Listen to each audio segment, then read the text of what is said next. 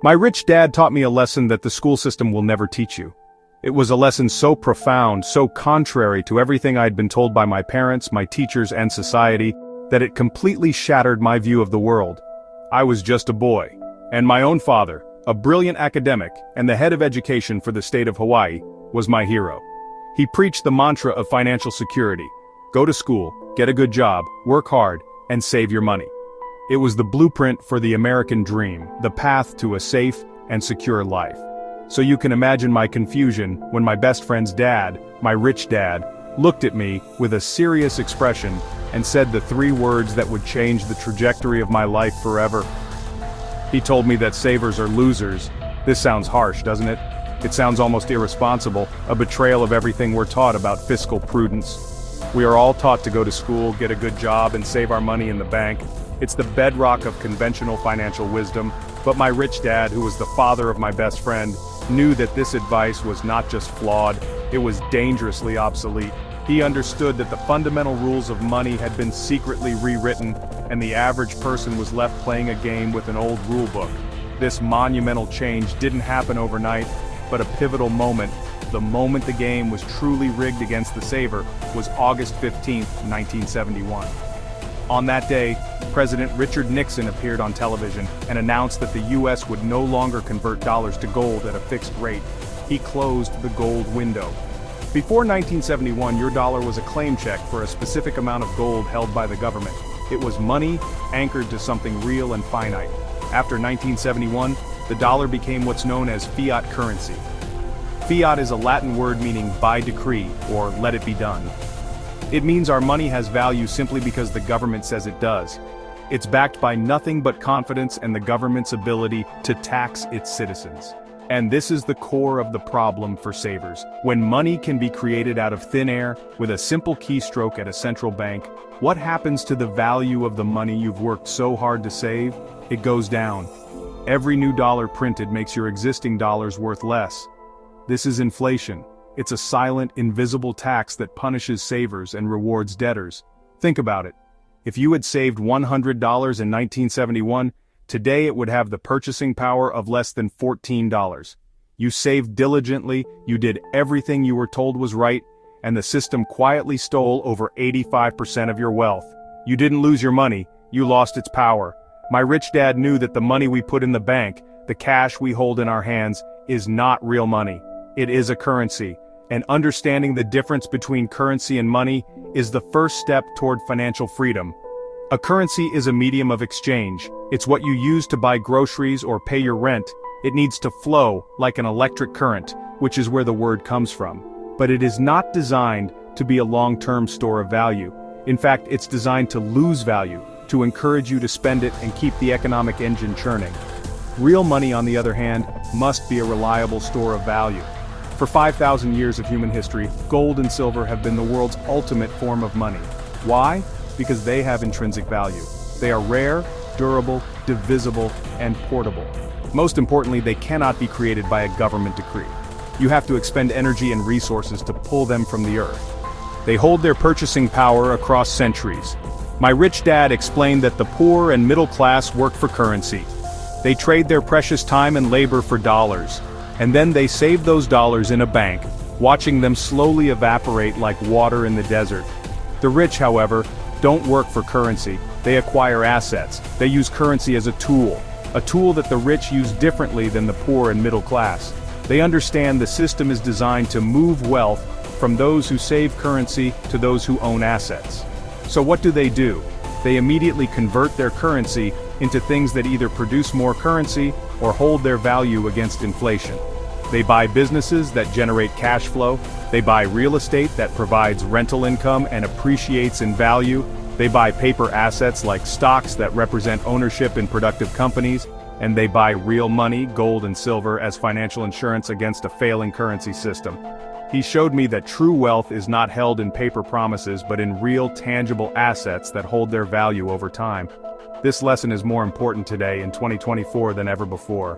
We're seeing inflation at levels not seen in decades. Governments around the world are printing currency at an unprecedented rate. And what is the result? Many people are working hard, saving their dollars, and wondering why they are not getting ahead. They're getting raises at work, But the cost of gas, food, and housing is rising even faster. They feel like they are running on a treadmill, working harder and harder just to stay in the same place. They are playing a game they are guaranteed to lose. The reason is simple: their money is losing value every single day. The very act of saving cash in a bank account is a losing financial strategy. The interest you earn, if any, is a pittance compared to the real rate of inflation.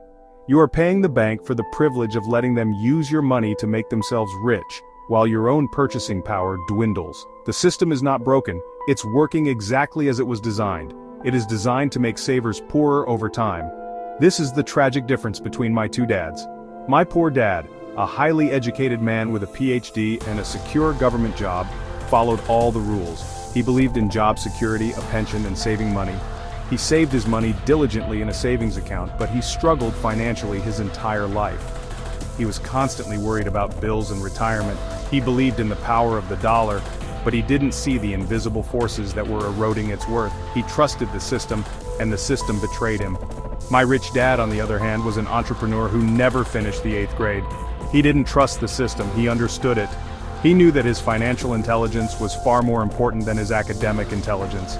He didn't save money, he invested it. He saw every dollar not as something to be hoarded, but as a little employee to be sent out into the world to work for him and create more employees. He built a pipeline of assets that gushed cash flow, while my poor dad was trying to fill a bucket with a hole in it. This fundamental difference in perspective was the difference between a life of financial struggle and a life of financial freedom. This is the foundation. This is the first most critical lesson. Before you can build wealth, you must understand the nature of the money you are using. You must stop being a saver of currency and start becoming an owner of assets. Many people believe that a dollar is a dollar. It's an easy assumption. The number on the bill doesn't change. They think the dollar they earned 10 years ago is the same as a dollar today. But this is the great deception of modern finance. The value of your cash is not static. Its purchasing power, what it can actually buy, is constantly changing and almost always going down. Every dollar you save is silently losing value, year after year. It's a slow erosion of your wealth that most people never notice until it's too late. If you look at the history of money, you will see a graveyard of failed fiat currencies. The Roman denarius was debased until worthless. After World War I, Germans needed wheelbarrows of marks to buy bread. The US dollar is not immune to these same forces. Let's look at some simple numbers. In 1964, a US quarter was 90% silver. It was worth 25 cents, and with gas at about 30 cents a gallon, you could almost fill your tank.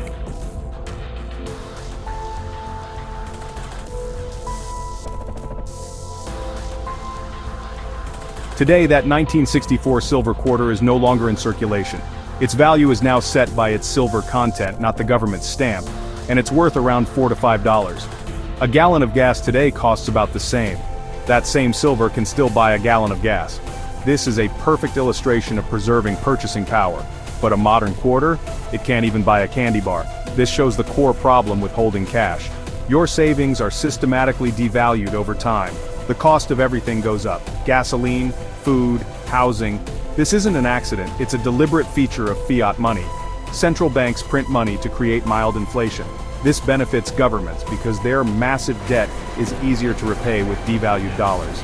It's the greatest, most hidden tax of all. Contrast this with silver. Silver's value isn't a government decree. It's set by the fundamental laws of global supply and demand. For millennia, it's been a safe haven during currency collapses, a store of real value when paper money fails. Its history as money is measured in thousands of years, not just a few decades.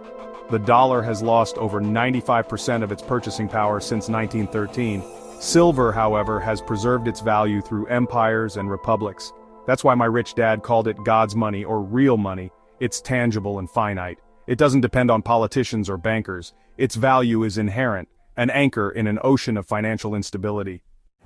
Okay, so imagine you're on this huge ship called the SS Fiat Economy. For a long time, everything's been smooth sailing.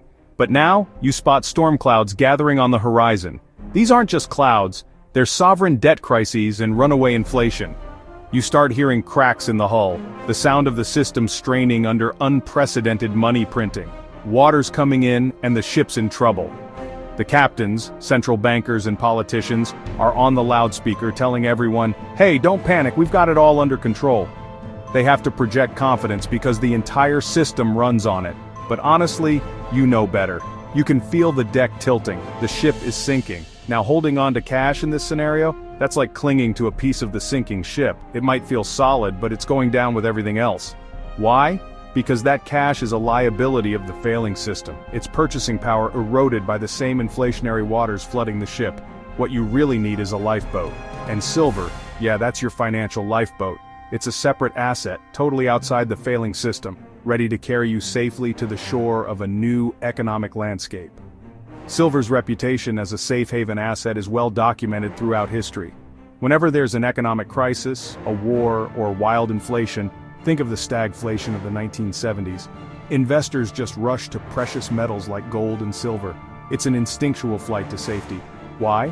Because when the chips are down, people trust a tangible asset they can hold in their hand, way more than they trust the promises of a government, especially when those institutions are the ones steering the ship into the storm. We saw this during the financial crisis of 2008. As the stock market crashed and banks like Lehman Brothers went under, the prices of gold and silver just soared. Silver in particular went on an incredible run, rocketing from around $9 an ounce to nearly $50 by 2011. People were scrambling to get their wealth out of the collapsing paper asset system and into something real. One thing that makes silver super unique is its dual role. It's not just a monetary metal, it's also a critical industrial metal. Because it has the highest electrical and thermal conductivity of any element, it's essential in thousands of applications. We're talking solar panels, electric vehicles, electronics, and medical devices. This industrial demand, which accounts for over half of all silver consumed annually, gives its price a strong and rising floor, no matter what the financial markets are doing. And as the world shifts toward green energy and advanced tech, the demand for silver is expected to grow a lot. The transition to electric vehicles, which use nearly twice as much silver as a traditional car, and the rollout of 5G technology are huge drivers. So, even if there isn't a financial crisis, the fundamentals for silver are just incredibly strong. That makes silver a totally different investment compared to stocks or bonds. Think about it, stocks mean you own a piece of a company, but that company can go bankrupt. Bonds are just loans to a government or a company, and they can totally default. These have counterparty risk. Their value depends on someone else's promise. Even the cash in your bank is a digital promise, but physical silver, there's no counterparty risk. An ounce of silver is just that, an ounce of silver. It can't go bankrupt and it can't default on a promise because the asset, not a claim on an asset. It's pure, unadulterated wealth that you hold in your hand. In a world full of complicated financial products and digital promises, honestly, the simplicity and security of physical silver is more valuable than ever. It's your personal financial lifeboat in an uncertain world. My rich dad taught me to think like a banker, not for a banker. He used to say, "The bankers love it when you save money with them. They take your money, pay you a tiny bit of interest, and then lend it out 10 times over at a much higher interest rate. They get rich using your money." It's a system called fractional reserve banking, where your deposit becomes the foundation for them to create new loans out of thin air, multiplying their profits. He also knew they didn't just hold on to cash themselves. Why would they? They understand that cash is a depreciating asset, so they quickly convert it into real, tangible assets that hold their value against inflation. He pointed me towards silver for a very specific reason. It's the money of the people.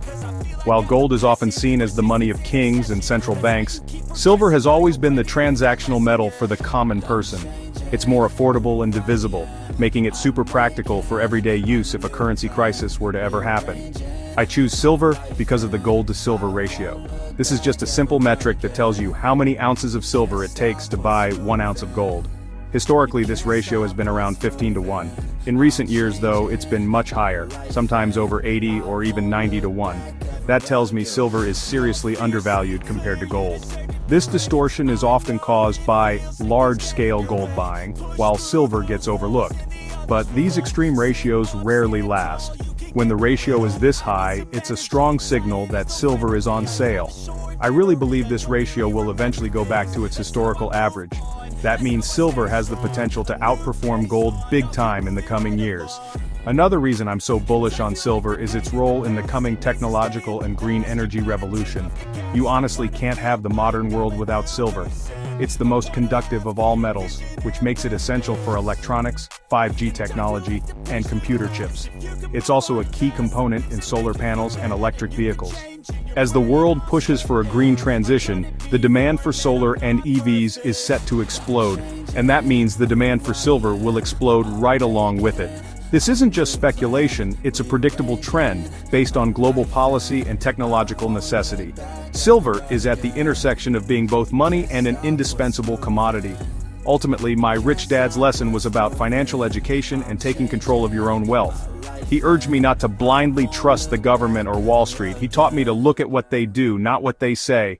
They say to save cash, but they accumulate hard assets. I choose silver because it's a real, tangible asset that I can hold in my own hands. It's not a paper promise or just a digital entry in a bank's ledger. It's outside the system and it can't be printed into oblivion. It's my insurance policy against the incompetence and irresponsibility of our financial leaders. It's my way of playing by a different set of rules, the rules of the rich. The idea of buying precious metals can seem intimidating, but honestly, it's actually very simple. You don't need to be a millionaire to get started.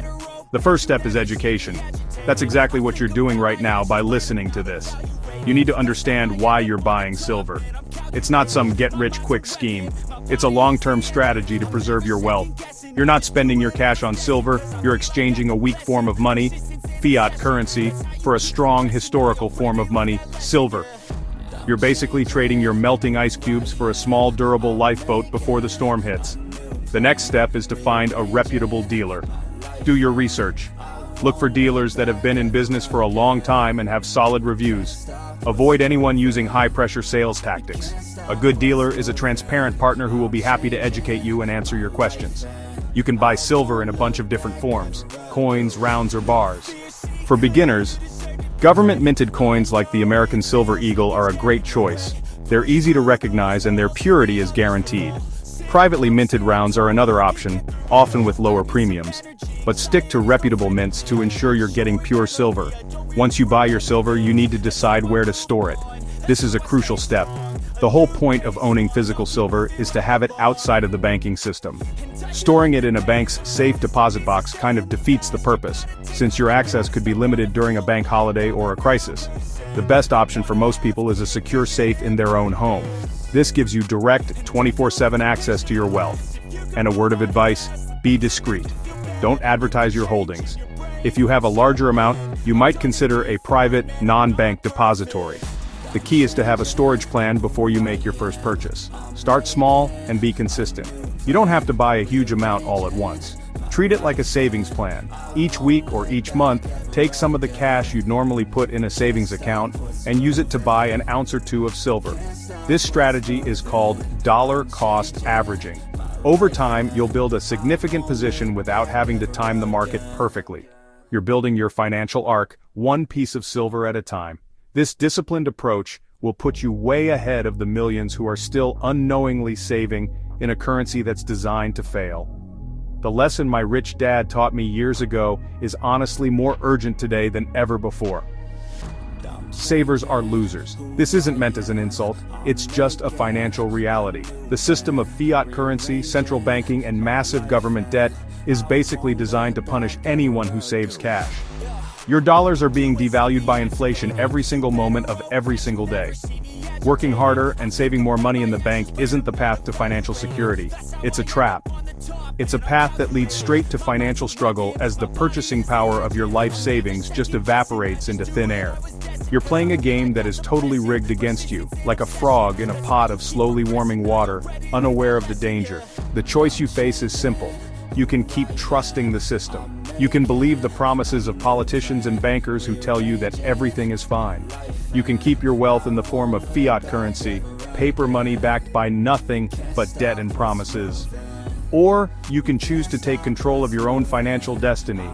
You can choose to learn the rules of money that the rich have used for centuries. You can choose to convert your depreciating paper currency into a real, tangible asset that has proven its ability to store value for thousands of years. Silver offers a lifeline. It's a hedge against inflation. It's a safe haven in times of crisis. It's an asset with exploding industrial demand. It's undervalued compared to gold. It's accessible to the average person. It's what I like to call God's money. An honest store of value that can't just be printed or debased by a government. Owning physical silver isn't about being a pessimist, it's about being a realist. It's about acknowledging the risks in our current financial system and taking smart, prudent steps to protect yourself and your family. It's your personal insurance policy against a system that's showing more and more cracks every single day. The final decision really does rest with you. Financial education is, hands down, your greatest asset. Do your own research. Look at the national debt, the rate of money printing, and the history of fiat currencies. Don't just take my word for it, see for yourself. The facts are clear for those willing to look. You can be a saver and watch your wealth slowly disappear, or you can become an investor and position yourself to survive, and even thrive, in the economic turmoil ahead. The choice is yours. Choose wisely.